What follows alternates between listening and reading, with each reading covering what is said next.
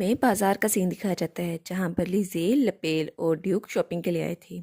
और ड्यूक कहता है, क्या तुम्हें ये पसंद आया? तो लपेल कहता है, हाँ हाँ, ये तो बहुत ज़्यादा प्रिटी है, थैंक यू अंकल, आप वो चीज़ भी लेके दें मुझे। तो लिज़ेल उन्हें शॉपिंग करते हुए देख रही थी और सारा का सारा सामान उन सिपाहियों ने पकड़ा हुआ था। तो लिज़ेल कहती है, एक्सक्यूज़ मी योर हाइनेस। तो ड्यूक कहता है, क्या हुआ? तो वो कहती है, ये बेस्ट होगा कि हम शॉपिंग बस आज यहीं पे ख़त्म कर दें। तो ड्यूक कहता है, अगर लपेल को कुछ और चाहिए हो तो। और लपेल, उसके पास तो खुद भी बहुत ज़्यादा सामान पकड़ा हुआ था और सारे स्टार शेप थे। उसने हेडबैंड भी स्टार शेप बनाया था, उसका बैग भी स्टार वाला था और बुक्स और ग्लोब भी। और ड्यूक के हाथ में ब्रेसलेट, वो भी स्टार शेप था और दोनों ने मैचिंग रुमाल भी लिए हुए थे और मैचिंग आउटफिट में बहुत ही ज़्यादा प्यारे लग रहे थे दोनों। और लपेल बहुत ही ज़्यादा खुश था।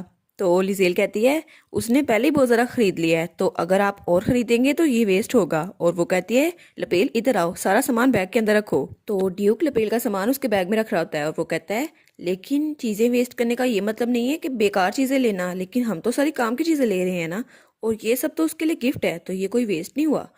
तो लिजेल कहती है, नहीं नहीं, मुझे पता है आप वो करना चाहते हैं जो आप इतने अरसे से नहीं कर सके, लेकिन हर चीज़ जो वो चाहता है वो खरीद के देना ज़रूरी तो नहीं है। और वो कहती है, अगर हम इस तरह शॉपिंग करते रहे तो आप सारे के सारे स्टोर खरीद लेंगे। तो ड्यूक कहता है, तो इसका मतलब है कि तुम मुझे वहाँ से इसलिए बाहर निकाल रही थी ताकि मैं स्टोर ना खरीद लूँ? तो लिजेल कहती है, ऑफ कोर्स, आप जिस स्टोर में जाते थे आप यही बात पूछते थे। और वहाँ पे ड्यूक कहता है, ये स्टोर, इसकी कीमत क्या है? और वहाँ पे एक आदमी कहता है, मैं इसको बेचने नहीं वाला। तो ड्यूक कहता है, मैं तुम्हें डबल प्राइस दूंगा, बस इसे मुझे बेच दूं। और लिजेल बेचारी, वो तो ये देखकर डर गई थी। तब ड्यूक कहता है, तो क्या तुम्हें ये स्टोर्स पसंद नहीं आए? तो लिजेल कहती है, हाँ पसंद तो आए, लेकिन इसका ये मतलब नहीं कि आप सब कुछ खरीद लें। तो ड्यूक कहता है, मैं समझ गया। और वो कहता है, लेकिन फिर भी ये एक्सपेंसिव नहीं है, इतना तो मैं सांस लेके भी कमा सकता हूँ। हाय, ये मिलियनियर। तो लिजेल कहती है, जैसे मैंने कहा था, आपके पास पैसे हों या ना हो, बेकार चीज़ें खरीदना ये तो वेस्ट ही होगा। और मुझे पता है आपके पास बहुत ही ज्यादा पैसे हैं ड्यूक, लेकिन ये फिर भी वेस्ट ही जाएंगे। तो ड्यूक वो हमारे लिजेल की तरफ देखकर स्माइल करता है। तो लिजेल कहती है, क्या आप स्माइल क्यों कर रहे हैं? मैं तो बिल्कुल सीरियस हूँ, ये स्माइल करने की कोई वजह बनती है? तो ड्यूक कहता है, मुझे तो ऐसा लग रहा है तुम ऑलरेडी मेरी वाइफ बन चुकी हो। और लिजेल के सुनकर ब्लश करने लग जाती है। तो ड्यूक कहता है, तो मैं बस थोड़ा सा एक्साइटेड हो गया था। तो लिजेल कहती है, एक्साइटेड? क्या ये कपल बनने के बारे में है? और वो सोचती है, पता नहीं मुझे इसका जवाब कैसे देना चाहिए। तो वो कहती है, एनीवेज, आपकी अपनी जिंदगी है, जो मर्जी करें, लेकिन कुछ भी करने से पहले 2 बार सोच लिया करें। तो ड्यूक कहता है, मैं तुम्हारा पॉइंट समझ गया। और लिजेल, उसने दूसरा मुंह कर लिया था और वो सोचती है, मेरा दिल इतनी तेज से क्यों धड़क रहा है, वो भी इस आदमी को देखते हुए। मेरा तो चेहरा पूरा लाल हो गया है ना, लेकिन ये लाल हो क्यों रहा है? और तब लपेल हमारे लिए जिल की ड्रेस खींचता है और ड्यूक भी उसकी तरफ देखता है। तो वो कहता है, लपेल को भूख लगी है, मुझे खाना खाना है। तो लिजेल कहती है, योर हाइनेस, क्या हम लोग खाना खाने के लिए चलें? तो ड्यूक कहता है, हाँ हम लोग चलते हैं। और जब वो लोग रेस्टोरेंट में दाखिल होते हैं तो वहाँ पे बटलर और मेड्स और बाकी सब उन्हें ग्रीट करते हैं और वो कहते हैं, greetings to royal highness duke Chester Helios और मिस वेरिजल प्रोसियर। और वो उनके सामने झुके हुए थे। वो बटलर कहता है, मेरा नाम है टाइवोर और मैं यहाँ का मैनेजर हूँ, आपको कुछ भी चाहिए होगा तो मुझे फ्रीली कहिएगा। तो लिजेल और ड्यूक और लपेल तीनों उसकी तरफ देख रहे थे। तो लिजेल सोचती है, इससे मेरा नाम कैसे पता? और वो शक में थी।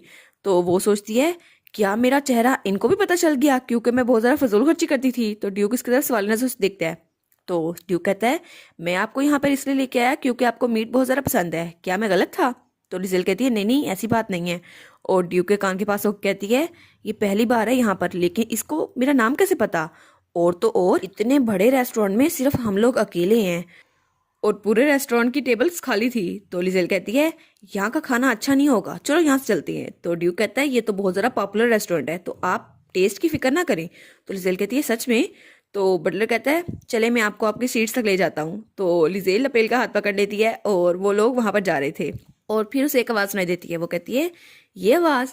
और फिर वो उस तरफ देखती है और शौक हो जाती है क्योंकि वहाँ पर समुंदर था और सी व्यू था और तीनों उस तरफ देख रहे थे। और लपेल और लिजेल तो बहुत ही ज्यादा हैरानी से देख रहे थे।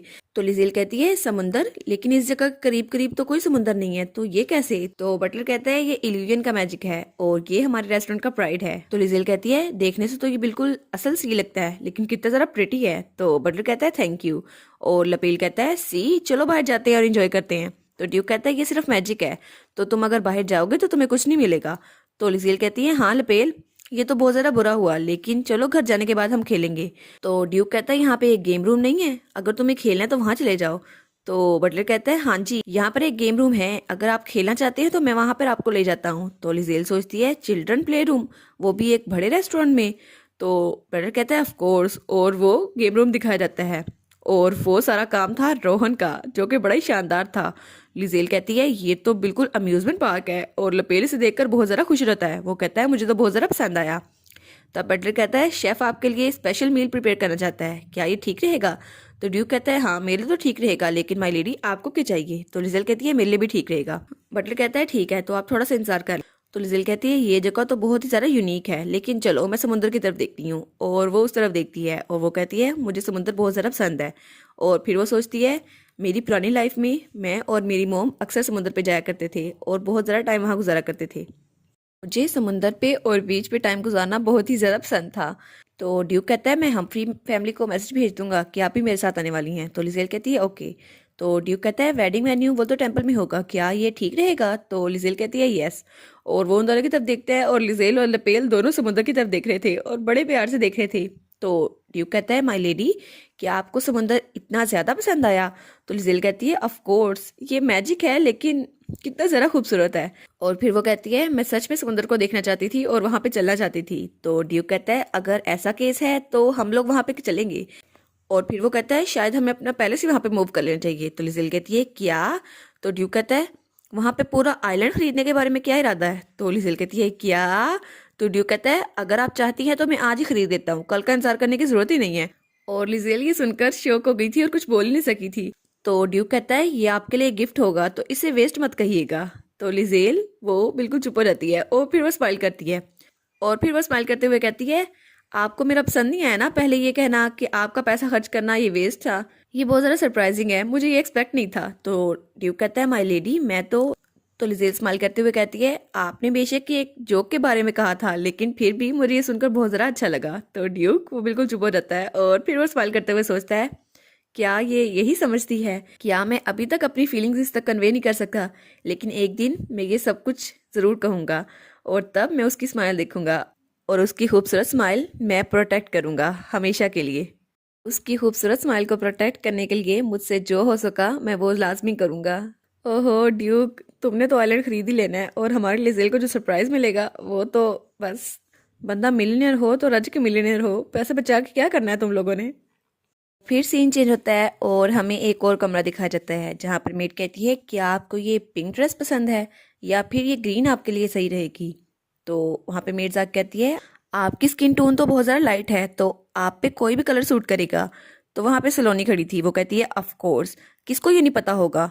और वो कहती है फिर भी मेरे बर्थडे फीस्ट के लिए मुझे परफेक्ट दिखना होगा। और वो ड्रेस वहाँ पे फेंक देती है, और मेड्स उस ड्रेस को संभाल रही थी। तो वो नाखून चबाते हुए सोचती है मिस्टर चेस्टर वो सिर्फ मेरी तरफ देखेंगे, उनको सिर्फ मेरी तरफ देखना होगा, और मुझे कुछ भी करके डचेस बनना ही होगा ताकि ड्यूक मेरी तरफ देख सके। ओहो तुम्हारी तो इमेजिनेशन में ड्यूक हैप्पी नहीं लग रहा, वो तो हमारी लिजेल के लिए बना है बेचारी डेल्यूजनल। और फिर वो अपने चेहरे को पकड़ लेती है, और इसके हाथ तो कितना ज़्यादा ट्विस्टेड लग रहे हैं। वो सोचती है डचेस बनने का सोच के ही मेरे दिल में खलबली मच रही है, और मेड्स उसके तरफ देख रही थी तो वो बेचारी शर्मिंदा हो जाती है। तो अपनी एम्बेरसमेंट छुपाने के लिए वो कहती है तुम लोग घूर क्या रही हो, अभी ड्रेस को वापस ले जाओ इससे पहले कि इस पे रिंकल्स पड़ जाए। तो वो मेड्स वहां से भाग जाती हैं, और वो सोचती है मुझे एक ब्लू ड्रेस लेना होगा जो मेरी आंखों के साथ और मेरे ब्लॉन्ड हेयर के साथ मैच कर जाए, और ड्यूक वो तो मेरे प्यार में लाजमी पड़ जाएगा। तभी वहां पे एक और मेड भागती हुई आती है, वो कहती है मिस सलोनी हम लोग बहुत बड़ी मुसीबत में हैं, ड्यूक चेस्टर हेलियोस वो तो शादी करने वाले हैं। तो उसका मुंह तो बिल्कुल येलो हो चुका था। तो वो कहती है क्या ड्यूक शादी कर रहे हैं? तो मेड कहती है ये सही है, मेरी एक फ्रेंड जो वहाँ पे काम करती है उसने कहा था ड्यूक ने वहाँ पे एक पार्टी के लिए टेम्पल बुक की है, और ड्यूक ने कहा था वो अपने पार्टनर को भी लेके आएंगे, तो ये ज़रूर उनकी फियांसी होगी। तो सलोनी वो बहुत ज़रा गुस्से में रहती है, वो कहती है ये बकवास है, ड्यूक मेरे अलावा किसी और से शादी कैसे कर सकते हैं? और वो चीज़ें उठाकर इधर उधर फेंक रही होती है। तब वही मेड कहती है माय लेडी। तो सलोनी कहती है उसकी पार्टनर कौन है? तो वो कहती है मुझे क्लू नहीं है, लेकिन एक्सक्यूज मी माय लेडी। और उसके कान के पास आकर कहती है क्या हम प्लान्स को वैसे ही करें जैसे हमने एज्यूम किया था? तो वो चिल्लाकर कहती है बिजेला के अलावा बाकी सब बाहर निकल जाओ। तो दूसरी मेड्स वो वहां से चली जाती हैं, वो कहती हैं ओके। तो सलोनी सोचती है ये तो बहुत ज़्यादा आयरोनिक है, और वो अपनी मेड से कहती है मुझे ये बताओ शादी कब है? तो मेड कहती है शायद आपकी बर्थडे बैंक्वेट के कुछ दिनों के बाद। तो वो सोचती है तो इसका मतलब है मेरी बर्थडे पार्टी पे वो अभी तक सिंगल ही होगा। और फिर वो कहती है बिजेला जैसा हमने प्लान किया था वैसे ही करना। तो मेड कहती है एक्सक्यूज मी लेकिन, तो वो कहती है मुझे फ़र्क नहीं पड़ता अगर उसकी फियांसे भी साथ आएगी। और वो एक शीशी निकालती है और उसे हाथ में लेती है और वो कहती है एलेक्सर की इफेक्टिवनेस तो ज़रूर काम करेगी और वो मेरे जाल में फंस ही जाएगा। ओहो, तुम्हारा जाल तो नाकाम होने वाला है क्योंकि हमने फर्स्ट एपिसोड पहले ही देख लिया है और हमारे ड्यूक की डचेस तो हमारी लिजेल ही बनेगी और वो भी बड़े आराम से, तुम्हें तो पता भी नहीं चलना। और इसी के साथ ये वाला पार्ट यहाँ पर ख़त्म। तो आप लोग बताइएगा आपको ये पार्ट कैसा लगा।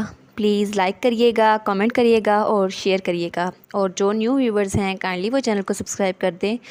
और पिछली वीडियोस का लिंक आपकी स्क्रीन पर नज़र आ रहा होगा तो काइंडली उनको भी चेकआउट कर लें। Thank you so much.